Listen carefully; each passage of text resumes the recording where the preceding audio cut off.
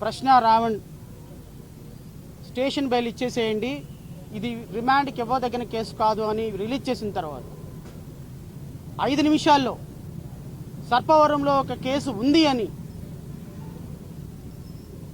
మళ్ళీ అక్కడి నుంచి అరెస్ట్ చేసి వాళ్ళ భార్యకి ఇన్ఫర్మేషన్ ఇవ్వకుండా ఈరోజు కాకినాడ కోర్టులో ప్రవేశపెట్టారు. ఎందుకు ప్రవేశపెట్టారయ్యా అంటే గౌరవ లేదు, తొక్కలేదు. పవన్ కళ్యాణ్ నియోజకవర్గంలో, ఎందుకంటే ప్రజాస్వామ్యాన్ని గౌరవించిన వ్యక్తిని గౌరవించాల్సిన అవసరం నాకు కూడా లేదు.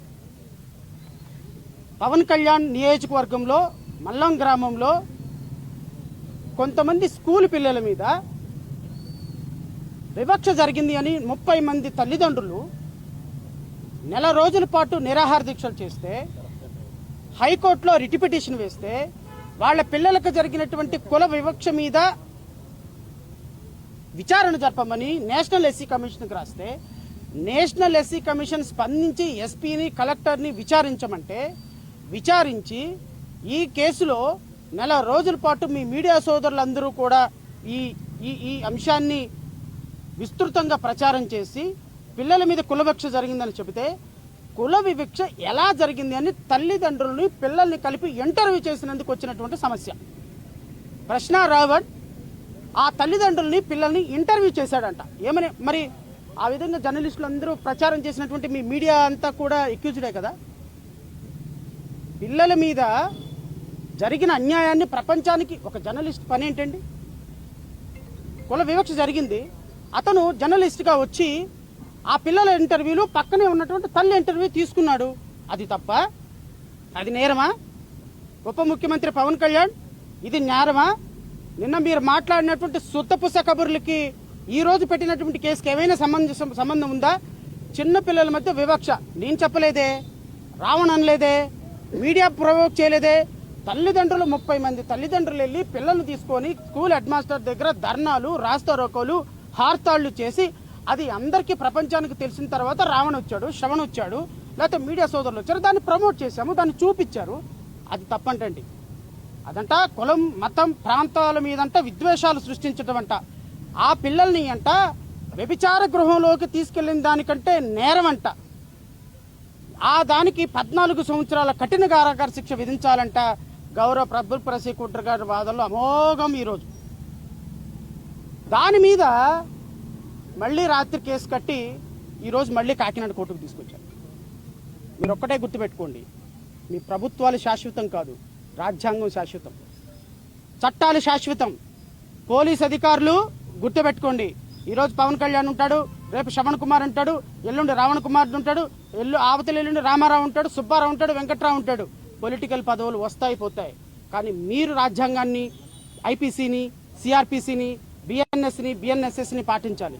ఈరోజు మీరు ఒక చిన్న పిల్లల ఇంటర్వ్యూని అడ్డం పెట్టుకొని రిమాండ్ చూపిస్తే గౌరవ న్యాయమూర్తి గారు 3 గంటల పాటు సుదీర్ఘమైనటువంటి వాదనలు, మా వాదనలు, ప్రాసిక్యూషన్ వాదనలు సుదీర్ఘంగా విన్నారు. ప్రతి పాయింట్ నోట్ చేసుకొని రిమాండ్ రిపోర్ట్ని తిరస్కరిస్తూ రావణ్కి స్టేషన్ బెయిల్ ఇవ్వమని డైరెక్షన్ ఇచ్చారు. ఇది ప్రజాస్వామ్యంలో రెండో విజయం, పిఠాపురంలో మొదటి విజయం. అయినప్పటికీ రావణ్ మళ్ళీ ఈరోజు మచిలీపట్నం పోలీసులు తీసుకెళ్ళారు. ఏ పోలీసులు నాకు తెలీదు, but I came to that మచిలీపట్నంలో ఇంకొక కేసు రిజిస్టర్ అయిందంట, తీసుకెళ్లారు. మచిలీపట్నం తర్వాత కాప్రా, తర్వాత భీమవరం, తర్వాత ఇంకో చోటికి రాష్ట్ర వ్యాప్తంగా 35 కేసులు పెట్టి తోటి జర్నలిస్టుని తీసుకెళ్తే జర్నలిస్టు సంఘాలు స్పందించరా? మీరు రేపొద్దున మీకు ఈ సమస్య వస్తే మేము స్పందించరా? న్యాయవాద సంఘాలు స్పందించరా? ప్రజాస్వామ్య సంఘాలు స్పందించరా? అత్యంత దారుణం ఏంటి అంటే, ఈ రాష్ట్రంలో, ఆంధ్రప్రదేశ్ రాష్ట్రంలో రావణ్ గని, రావణ్ గని దళిత క్రైస్తవ సమర శంకారామం అని పెట్టడం వల్ల వచ్చిన సమస్యలు ఇవన్నీ.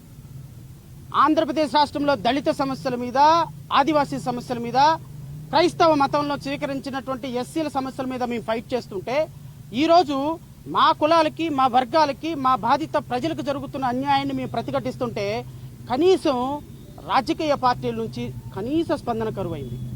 కనీస స్పందన. నేను అడుగుతున్న ప్రతిపక్ష పార్టీ జగన్మోహన్ రెడ్డిని అడుగుతున్నా, మీరు ఈరోజు క్రైస్తవ సంఘానికి క్రైస్తవుల ఓట్లన్నీ కూడా, ఈరోజు దళితుల ఓట్లన్నీ కూడా 40% ఓటింగ్ తీసుకున్నటువంటి మీరు ఆ సంఘాల్లో జరుగుతున్నటువంటి వ్యక్తులకు వస్తున్నటువంటి కష్టం మీద ఎందుకు స్పందించటం లేదు? ఎందుకు స్పందించటం లేదండి? మీరు దళిత క్రైస్తవుల సమస్యల మీద మీకు అవసరం లేదా? ఒక నలుగురిని ఢిల్లీ పంపించేశారా? ఆ నలుగురు మళ్ళీ అక్కడ ఒక లెటర్ రాసి వెనక్కి వచ్చేస్తారా? భారతీయ జనతా పార్టీని 1950 ఆర్డర్ తీయమని మీరు అడగరా? మీకు దళితుల ఓట్లు క్రైస్తవుల ఓట్లు అవసరం లేదా? దళిత క్రైస్తవుల మీద జరుగుతున్నటువంటి సమస్యల మీద పట్టించుకోరా? రావణ మీద జరుగుతుంటే సమస్యల మీద పట్టించుకోరా? ప్రజాస్వామ్యం మీద దాడి జరుగుతుంటే పట్టించుకోరా? ఈరోజు రావణ మీద దాడి జరిగింది దేనికోసం? ప్రతిపక్షాల మీద మాట్లాడినందుకు, పాలకపక్షం మీద మాట్లాడినందుకు రావణ మీద దాడి జరుగుతుంది, శ్రవణ మీద దాడి జరుగుతుంది. మీరేం స్పందించరు? పోనీ నేను విలేకరు ఒక మాట అడిగితే శ్రవణ్ మీద జరుగుతున్న దాడి, శ్రవణ్ కుమార్ మీద జరుగుతున్న దాడి, రావణ మీద జరుగుతున్న దాడి తప్పు అని మాట మాట్లాడకుండా రెడ్ బుక్ రాజ్యాంగం అని స్కిప్ చేసి మాట్లాడారు. I'm very sorry. First time I'm expressing my displeasure towards opposition leader. This is not democracy. Democracy అంటే ప్రతిపక్షాలు మాలాంటి వ్యక్తుల కోసం, పాలకపక్షంలో మీద పోరాడుతున్న మాలాంటి వ్యక్తుల కోసం మీరు ఫైట్ చేయాలి. ఈరోజు చంద్రబాబు నాయుడు, ఈరోజు ప్రభుత్వంలో ఉన్నటువంటి వ్యక్తులు, ఈరోజు రఘురామకృష్ణంరాజు, ఈరోజు deputy chief minister Pawan Kalyan ఈరోజు ప్రజాస్వామ్యాన్ని అనగతొక్కుతుంటే, ప్రజాస్వామ్యం కోసం పోరాడుతున్న జర్నలిస్టుల్ని ఈరోజు కేవీఆర్ అక్కడ అరెస్ట్ అయిపోయినాడు. 14 రోజులు రిమాండ్. మీ జర్నలిస్ట్ సోదరుడు ఈరోజు రావణ్ అరెస్ట్ అయ్యాడు. మళ్ళీ ఇప్పుడు మచిలీపట్నం పోలీసులు తీసుకెళ్లారు. మీరు మాత్రం నిమ్మకు నీరెత్తినట్టు కూర్చొని ప్రెస్ మీట్లు పెడుతున్నారు. What is this? ఈరోజు ప్రజాస్వామ్యం ఇంత కష్టంలో ఉంటే మీరు మీ పొలిటికల్ మాత్రమే మాట్లాడతారా అని ప్రజలు అనుకుంటున్నారు. నాకైతే చాలా బాధ అనిపించింది. I'm very sorry. ఈరోజు రావణ్ పక్కన నేను లేకపోతే, మా పార్టీ లేకపోతే, మాది ఎంత పార్టీ అండి? గట్టిగా 4 అడుగులు వేస్తే కూలబడిపోయే పార్టీ. 4 మాటలు మాట్లాడితే మేము ఈ రూమ్లో వినపడిన పార్టీ. మాలాంటి వాళ్ళమే ప్రాణాలకు తెగించి పోరాడుతుంటే 5 సంవత్సరాలు ముఖ్యమంత్రిగా ఉన్నవారు మీరు పోరాటం చేయరా? మిగతా రాజకీయ పార్టీలు మద్దతు, మీడియా రంగానికి మద్దతు ఇవ్వరా? ఒక ప్రశ్న రావణ్ లాంటి ఒక వ్యక్తి దళిత క్రైస్తవులు సభకు వచ్చి మాట్లాడి ఈరోజు కష్టం పడుతుంటే మాట్లాడరా? ఎవరి కోసం మాట్లాడాలి? ప్రభుత్వం మీద మాట్లాడాలి, పవన్ కళ్యాణ్ మీద మాట్లాడాలి, ప్రభుత్వం మాకు చేస్తున్నటువంటి అన్యాయం మీద మాట్లాడాలి. ఈరోజు మీరు అధికారాన్ని అనుభవించిన మీరు, ఈ ఓట్లు వేయించుకున్న మీరు మాట్లాడకపోతే, కేంద్ర ప్రభుత్వాన్ని ఎదిరించకపోతే, రాష్ట్రంలో బలహీనులకి వాయిస్ ఇవ్వకపోతే ఎక్కడికి వెళ్తుందండి సమాజం? అబ్సల్యూట్లీ ఈరోజు రాజకీయ పార్టీలన్నీ కలవాలి. ఆ పార్టీ ఈ పార్టీ భేదంతో నేను మాట్లాడటంలా. నేను గౌరవ మాజీ ముఖ్యమంత్రి గారిని కూడా వినయపూర్వకంగా కోరుతున్నా, this is a time to fight together. ప్రజాస్వామ్యాని కోసం, ప్రజాస్వామ్యాన్ని మనుగడ కోసం రాజకీయాలు చేయాల్సిన సమయం కాదు. ప్రజాస్వామ్యం కోసం మీరు మాలాంటి వాళ్ళందరినీ, చిన్న వాళ్ళని కలుపుకొని పెద్దన్న పాత్ర పోషించాలి. ఎందుకు అంటే అధికారాన్ని మీరు అనుభవించారు, ఈ ఓట్లు మీ దగ్గర ఉన్నాయి కాబట్టి. ఈరోజు మా వాయిస్ చాలా చిన్నది కాబట్టి ఈరోజు మేమే చుక్క రక్తపు చుక్కని పేర్చుకొని నెల రోజులైందండి ప్రాపర్గా మేము అన్నం తిని నిద్రపోయి ప్రజల కోసం, ప్రజాస్వామ్యం కోసం ఫైట్ చేస్తున్నాం. ఈరోజు రాజకీయ పార్టీలకు ఉన్నటువంటి మీరు ఈరోజు రావణ్ చిన్న పిల్లండి, 8 సంవత్సరాల పాప, వాళ్ళ భార్య, తల్లిదండ్రులు, and what kind of treatment that people are giving? దాడి చేస్తారా? పవన్ కళ్యాణ్ గారు దాడి చేస్తారా? ఫిజికల్గా దాడి చేస్తారా? 500 మంది కోడిగుట్లు రాడ్లతోటి దాడి చేస్తారా? ఇదా మీ డెమోక్రసీ? దీనికోసమా మీకు హోమ్ మినిస్టర్ కావాలి? దీనికోసమా క్రిమినల్స్ని కాళ్ళు కీళ్ళకి కీళ్లు విరక్కొట్టేటువంటి గౌరవ ఉప ముఖ్యమంత్రి గారు మీ జన సైనికులు కోడిగుడ్లు, రాళ్లు, రప్పలతోటి ఈరోజు దాడి చేశారు. వాళ్ళ కాళ్ళు కీళ్లు విరక్కొడితే చూడాలని ఉంది సార్ మీకు. వాళ్ళకి యోగి ఆదిత్యనాథ్ ట్రీట్మెంట్ ఇస్తే చూడాలని ఉంది సార్. వాళ్ళకి మీద కేసులు కట్టి ఇదే పోలీస్ స్టేషన్లో రిమాండ్ పెడితే చూడాలని ఉంది సార్. ప్రజాస్వామ్యం గురించి శుద్ధపస్సు కబుర్లు చెప్పే మీరు, డెమోక్రసీ గురించి పదం వద్దులే బాగాదు కబుర్లు చెప్పే మీరు ఈరోజు మీ జన సైనికులు చేసినటువంటి వికృత కార్యక్రమాలని, చర్యలని ఎలా ఖండిస్తారో నేను చూస్తాను. సనాతన ధర్మం అని ఒక డ్రెస్ వేసి వీడియోలో కూర్చొని పేపర్లు చదవటం కాదు సార్ అడ్మినిస్ట్రేషన్ అంటే. మీ కార్యకర్తలను నిలువరించండి. ఫిజికల్గా దాడులు చేయటం అంటే చేతగాని తనం ఏం కాదు. అది ఎవరికి అధికారం ఉంటే 90 ఏళ్ల ముసలమ్మ కూడా అక్కడ కూర్చొని అధికారం చేయించగలదు. ఏదేమైనప్పటికీ సమయం ఎక్కువైంది కాబట్టి నేను మిత్రులు ఇబ్బంది పెట్టను. మీరందరూ ఇక్కడ ఇప్పటి వరకు ఉన్నందుకు మీ అందరికీ కూడా కృతజ్ఞతలు.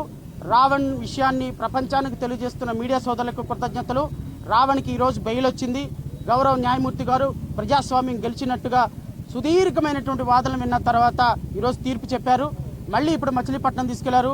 నేను మళ్ళీ రేపు మచిలీపట్నం వెళ్తా. ఈ ప్రభుత్వం చేస్తున్నటువంటి దుర్మార్గ చర్యలని చివరి వరకు కడ వరకు ఎంతవరకు పోరాటం చేయాలో అంతవరకు పోరాటం చేద్దాం. దయచేసి ప్రభుత్వాన్ని కూడా నేను హెచ్చరిస్తున్నా, మీరు చేస్తుంది చాలా తప్పు. మీరు ఆ అబ్బాయి తప్పు చేస్తే కేసు కట్టండి, 40 నోటీస్ ఇవ్వండి, రేపు విచారణ చేయండి, శిక్ష వేయించండి. ఒకవేళ తప్పు చేసి ఉంటే ఇంటర్వ్యూ తీసుకుంటే తప్పు, మైక్ పెట్టుకుంటే తప్పు, మాట్లాడితే తప్పు అంటే మళ్ళీ పోలీస్ స్టేషన్కి తీసుకొస్తే ఒక సిఐ అంటాడంటండి జనసేన కార్యకర్తలతో, ఎందుకయ్యా ఇప్పుడు రేపు పొద్దున ఆయన వాయిదాలకు రాడా, అప్పుడు చూసుకోండి, ఇప్పుడు కొట్టడం ఎందుకు, ఇప్పుడు కొరకటం ఎందుకు, ఇప్పుడు నరకటం ఎందుకు, రేపు ఆయన వాయిదాలకు వస్తాడు కదా, ఎక్కడికి పోతాడు, పిఠాపురం రావాల్సిందే కదా, కాకినాడ రావాల్సిందే కదా, రావణు ఎక్కడికి వెళ్తాడు అంట. ఓ సిఐ వాళ్ళ కార్యకర్తలకు అడ్వైజ్ చేస్తున్నటువంటి విధానం ఇది. లా అండ్ ఆర్డర్ అయితే మీ లా అండ్ ఆర్డర్కి శతకోటి వందనాలు, మీ రఘురామకృష్ణరాజుకి శతకోటి వందనాలు, మీ ముఖ్యమంత్రి గారికి శతకోటి వందనాలు. చివరిగా మా లవ్లీ డార్లింగ్ రఘురామకృష్ణరాజు, మా రఘురామకృష్ణరాజు గారు రాజ్యాంగం గురించి చాలా అద్భుతమైనటువంటి ప్రసంగాలు చెప్తారు. రాజ్యాంగంలో ఎక్కడైనా డిప్యూటీ స్పీకర్ ప్యాకెట్ ఆడించమని ఉందా అండి? ఎక్కడైనా రాజ్యాంగంలో డిప్యూటీ స్పీకర్ గారు క్లబ్బులు నడపమని ఉందా అండి? రఘురామకృష్ణరాజు గారి కాన్స్టిట్యున్సీలో ఎవ్రీ మంత్ 20 లక్షల రూపాయలు లేకుండా every day I'm very sorry every day he's getting 20 lakhs income. ఏది? పేకాట క్లబ్బులు నడిపి. ఎవరెవరి దగ్గర క్లబ్బులు నడుస్తున్నాయి, ఎవరెవరు ఆయనకి డబ్బులు ఇస్తున్నారు, ఎక్కడెక్కడ ఏ మండలాల్లో నడుస్తున్నాయి, ఏ మండలాల్లో రఘురామకృష్ణరాజుకు ఉన్నాయి, విత్ ఎవిడెన్స్తో సహా very soon I'm going to reveal to the public. Very soon మీ కేసుల్లో ఇంప్లీడ్ అవుతా. 3,700 కోట్ల రూపాయలు దోచుకున్న, బ్యాంకుల నుంచి దోచుకున్న కేసులు ఉన్నాయి కదా, రాజ్యాంగం చెప్పిందా? బ్యాంకులకి కన్నాలేసి 3,700 కోట్ల రూపాయలు దోచుకోండి అని రాజ్యాంగం చెప్పిందా? మరి రాజ్యాంగంలో లేకుండా మీరు ఎందుకు దోచుకున్నారు? సిబిఐ 4 కంప్లైంట్లు ఎట్లా పెట్టింది?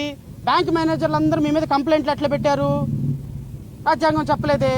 రాజ్యాంగం చెప్పిందా క్లబ్బుల్లో ప్యాకాట్ ఆడిచ్చి డబ్బులు సంపాదించమని? చెప్పలేదే. బట్ రాజ్యాంగంలో చెప్పినట్టు దళిత క్రైస్తవులు అంటే చర్చికి వెళ్ళకూడదంట, ఈ మహానుభావుడు పోరాడతాడంట, మీ వినాలంట. కాబట్టి రఘురామకృష్ణరాజు, నువ్వు నన్ను అరెస్ట్ చేయాలి చేసుకో. ఏమవుతుందయ్యా? ప్రజల కోసం 4 రోజులు లోపల ఉంటాం, బయటకు వస్తాం. నీలాగా భయపడే వ్యక్తులం కాదు కదా. నీలాగా బయటకు వచ్చి సొల్లు కబుర్లు, సోది కబుర్లు చెప్పుకొని నన్ను కొట్టారు, నన్ను తిట్టారు, ఎలాడేశారని చెప్పుకోం కదా. నువ్వు జైలుకి పంపిస్తే ఐఎమ్ రెడీ, భయపడాల్సిన పనేం లేదు. జైలుకి పంపిస్తే నేను రెడీగా ఉన్నా. కానీ జైలుకి పంపించాలంటే చట్టం ఒకటి ఉంది. నాలాంటి వ్యక్తిని జైలుకి పంపిస్తే కొరివితో తల గోక్కున్నట్టే రాష్ట్ర ప్రభుత్వం. గుర్తుపెట్టుకో, రాష్ట్రం ఏం జరుగుతుందో నన్ను జైలుకి పంపించిన తర్వాత తెలుస్తుంది.